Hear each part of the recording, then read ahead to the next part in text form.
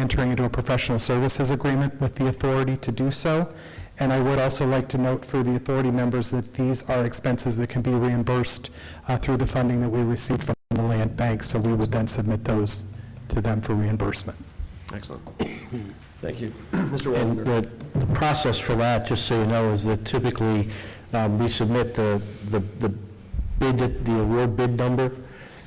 They receive it, pay us the money, and then we can go ahead and proceed with the demolition or the asbestos removal. That's typically how they've done it with the city of Erie under a similar type situation. Thank you. So I have a question. So would this, I don't know if anyone here can answer this, but would this removal be necessary if there wasn't going to be a demolition? In all likelihood, because of the nature of whatever changes you would make, most of this probably would, because of the asbestos tank, the piping, and the boiler breach. It should make sense to remove that. Okay. Particularly the asbestos pipe, which is probably the most expensive portion of it, because you need to maintain that over time to make sure that it remains sealed. That's typically the issue that you run into in many facilities, is the asbestos piping and making sure it's taped properly, and over time that wears out quicker than other things.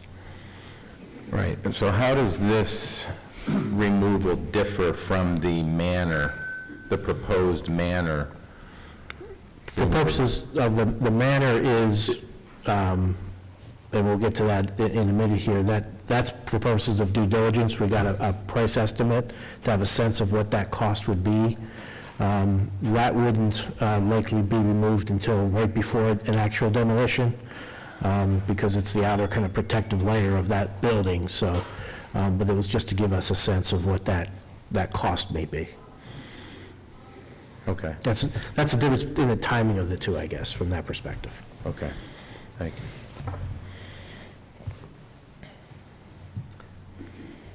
Any additional questions or comments? If not, would someone like to make a motion to approve the lowest bidder, Amark Environmental, to perform the asbestos on the Joe Roots property? I'll make that motion. Properly moved by Mr. Roulette. Do I have a second? I'll second. Second by Ms. Mitchell. Any additional questions, comments? Have we used Amark Environmental before? The township itself, no, has not.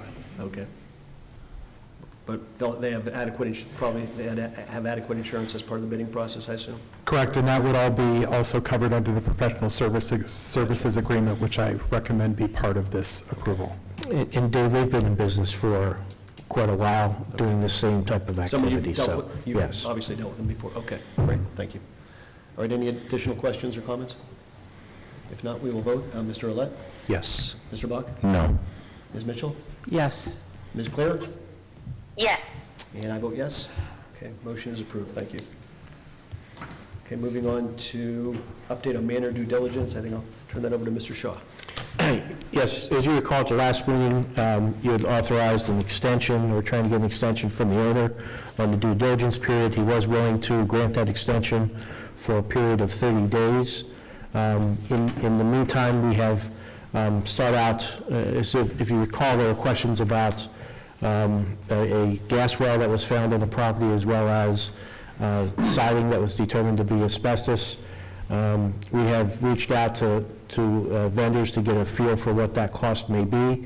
We did get an estimate from Windfist Drilling for the gas well, and he gave us an estimate of $15,325 to plug that well. In addition, we just received today an estimate from, I believe, the same Aramark company to remove the asbestos siding at $9,280, which was actually much less than what I thought it might be. So we're at that, total would be around $25,000, but as Matt pointed out, the siding would be covered by the, or could be covered by the funding that we received from the land bank as part of demolition. So at the end of the day, we're looking at the $15,325. There may be some options to deal with DEP and some of the funding they've received recently with respect to plugging wells, particularly I think a well like this may qualify, but we'd have to have further conversation with them at some point in time. It is my understanding that the owner's position at this time is that he's not willing to concede on any amounts or contribute towards this. So that's kind of where we're at. The due diligence runs at the end of this month on the 27th.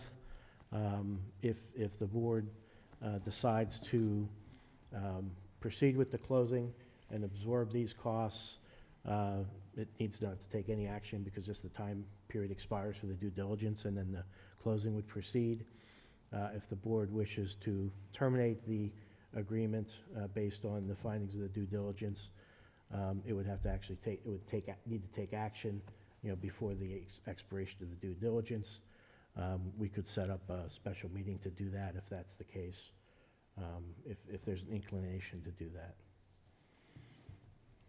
Okay, thank you. Comments from the board on this?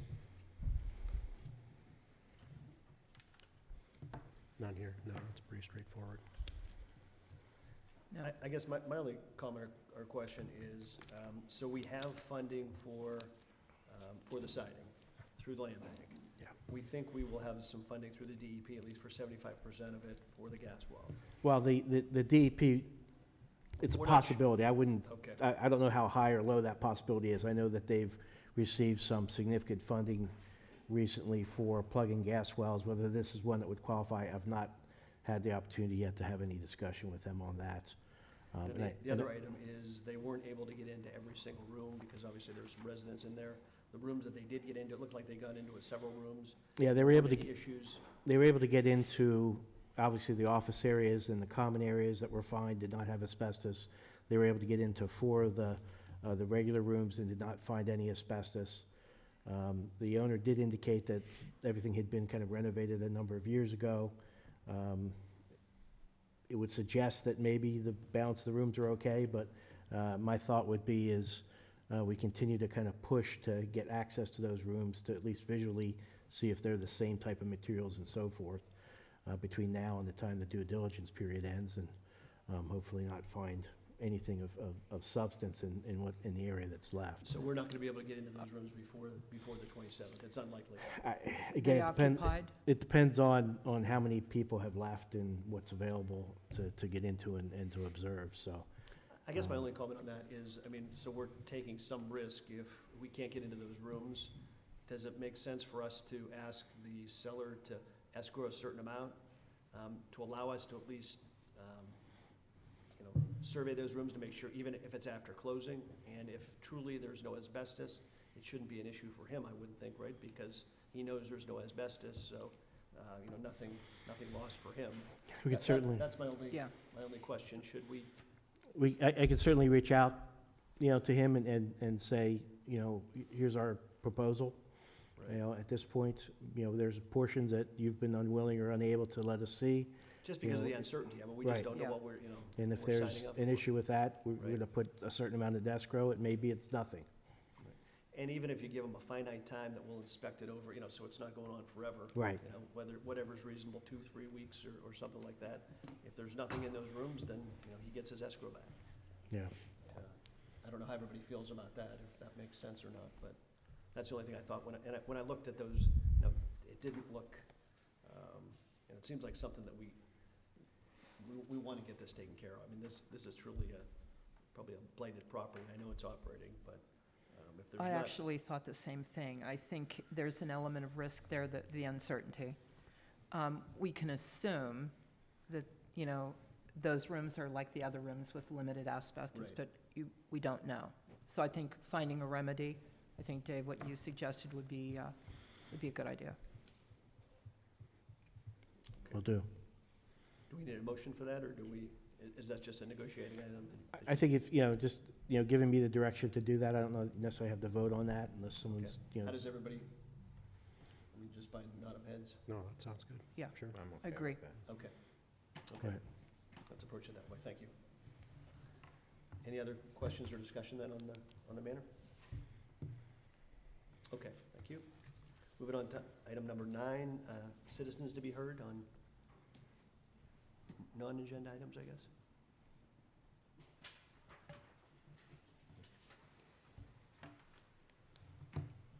Could afternoon. Good afternoon. Pardon me, my name is Joe Spiro, 3213 West 26th Street in Erie. My only comment is the Presque Isle Gateway project and the purchasing of the properties is pretty much a done deal. And I understand that. A lot of the citizens understand that. A lot of citizens still have unanswered questions. This is a comment time, it is not a question and answer time. So I am requesting that the General Authority set aside a question and answer session at one of its next meetings with notice to the public that the board will be available for question and answers. I do acknowledge that there were the comment sessions, I should say, that were provided previously that were open to the public. Those were a lot of one-on-one issues. And I know individuals, I personally spoke with Ms. Clear and answered some of my questions, and I spoke with Mr. Bach. But I know there's other citizens that have the same questions that I think it would then enable everyone to have a more clear understanding as to the general authority, the purchasing of the projects, and to use Ms. Clear's comments of a being more transparent issue, if that would be a possibility. I understand this is not a question and answer session, it's just a comment session. So that is my comment, that I would like to see an opportunity for a question and answer session with the general authority. Okay, thank you very much, Mr. Spiro. Appreciate your comment. We'll take that under advisement and let you know. Thank you. Okay, do we have any other citizens that would like to be heard? Yep, come on up to the podium.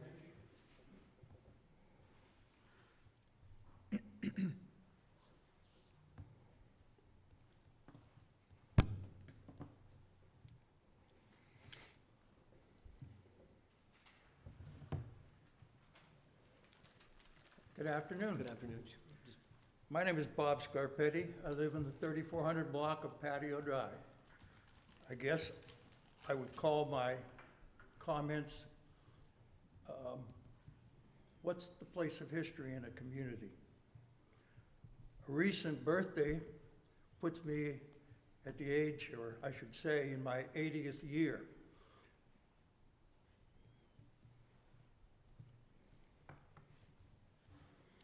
And if anybody had said to me 3 weeks ago even that I would be standing here, I think I would ask them what they were smoking. I wouldn't be here if it wasn't for, I think, a misconception or at least an understanding.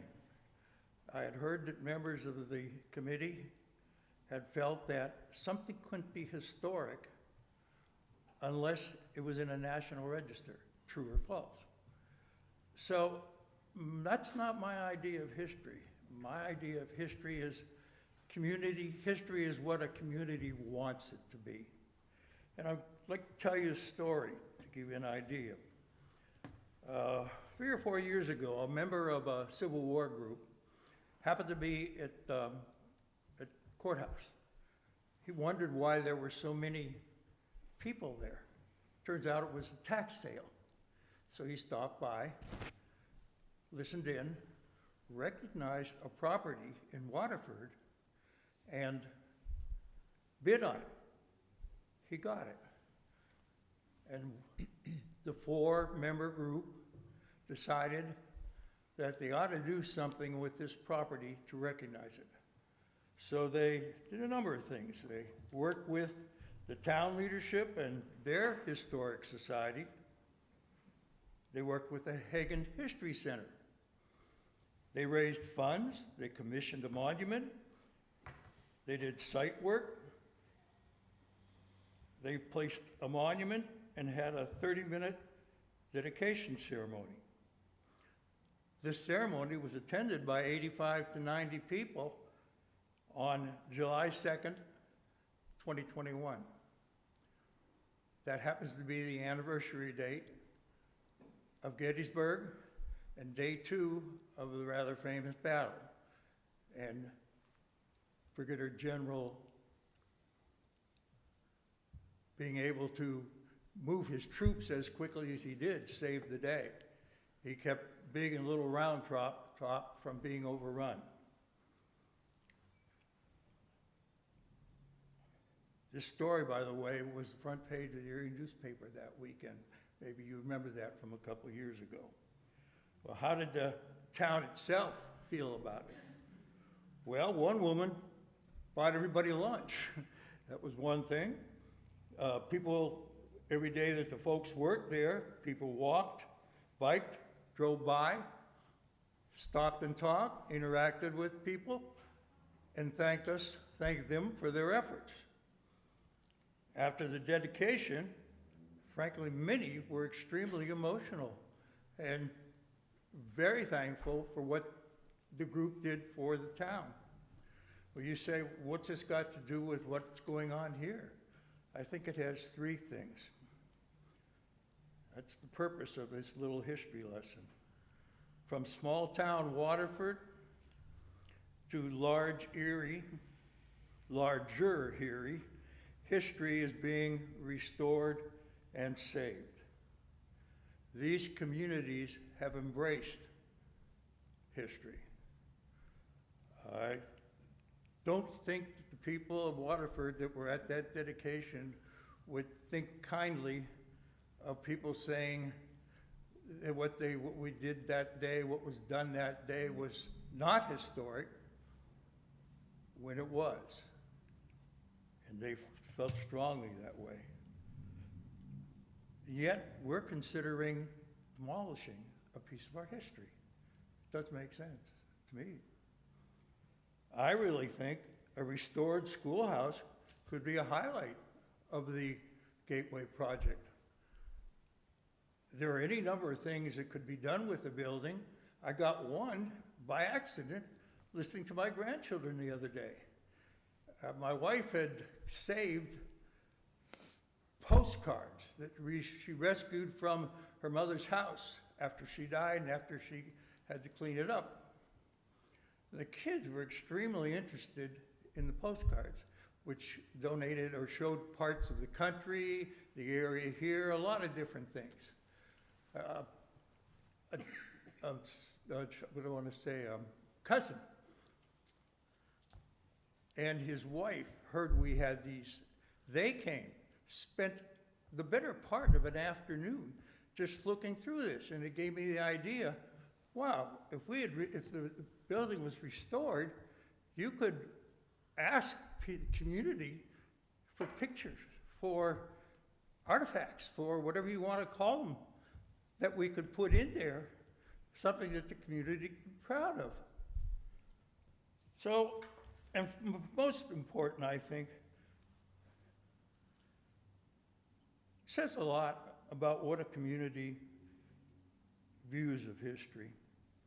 Some communities, obviously, like Erie and Waterford, embrace it.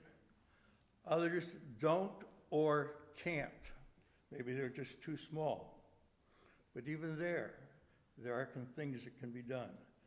I believe that to elevate any city that will elevate their status, or any community will elevate their status as one that is a friendly and a great place to bring up families, which Millcreek is.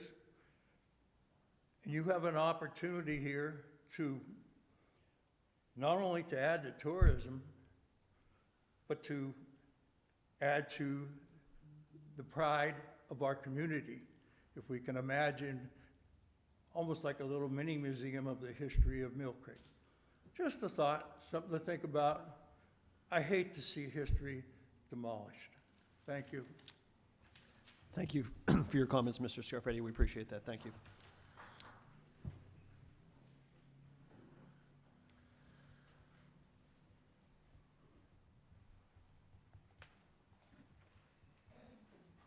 Mary Ellen Majock, 5405 Appleman Road, and I just resent you the same email I sent the 5 of you on March 21st that included some historical references about the schoolhouse, and I'll be happy to send you additional research that I've accumulated and shared with the ever-growing Facebook group of people. There's over 330-some people that want to save this schoolhouse, and we also had a petition signed by over 2,500 people. They're not all from Millcreek, but they're concerned about the history. I attended the February 14th supervisors meeting and requested that public hearings be held so that the public could speak to the actions of the authority. Public hearings would allow the taxpayers to hear one another and share feedback to the authority. Instead, you held 2 open houses.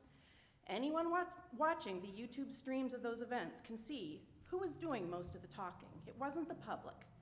I asked the authority again, please schedule, as Mr. Spiro said, true public hearings, comment periods, call them what you will, and give the taxpayers a forum in which we can be heard. Through a right to know request I just received yesterday, I learned that on February 13th at nearly 5 p.m., Mrs. Clear reached out to Hagan History Center regarding historical significance of the Schoolhouse building. At 10:19 a.m. the very next morning, Cal Pfeiffer replied that the archivist had done a fairly deep dive. 10:19 in the morning, the next day. Please don't rely on this short turnaround for research going back into the late 1800s. At your open house, a few of you stated that the schoolhouse, which appears on an 1865 and an 1896 atlas, is not historic. You said it wasn't on a list or on a register. I shared this information with William Callahan, the State Historic Preservation Office of PHMC.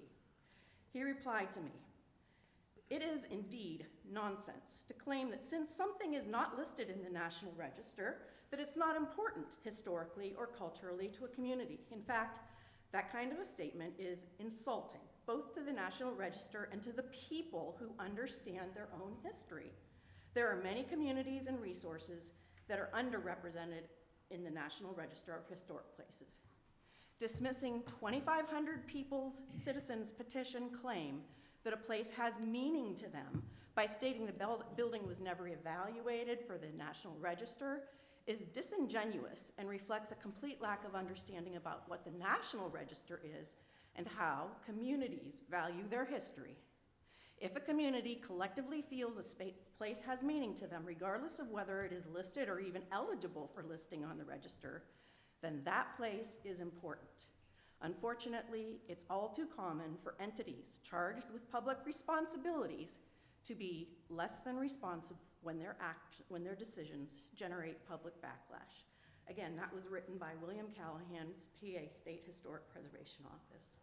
I ask again that you please consider holding true public hearings, public comment periods, to honor the citizens' opinions and knowledge.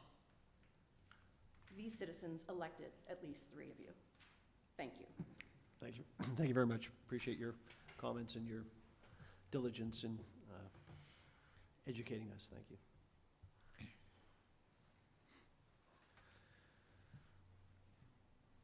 Okay, do we have any other citizens to be heard? If not, do we have a need for an executive session today, for any reason? I don't think so. No? Mr. Chairman, may Yes. I, for a moment? I just wanted to acknowledge that there were a few minor technical difficulties with the stream at the beginning of this meeting, just for the record. Okay. Speaking with the technician, it sounds like the stream picked up somewhere around the passing of the minutes or the resolution, and so just wanted to acknowledge that we did try and had a few technical difficulties. Thank you. Appreciate that. Okay, any other business to be brought before the board? If not, I'll accept a motion to adjourn. So moved. So moved by Mr. Olet, I'll second. second by Mr. Bach. A vote, Mr. Olet, Yes. Yes. Mr. Bach, Yes. Ms. Mitchell, Yes. Ms. Clear, Yes. and I vote yes. Meeting is adjourned. Thank you for your participation and attendance. Have a great rest of the day.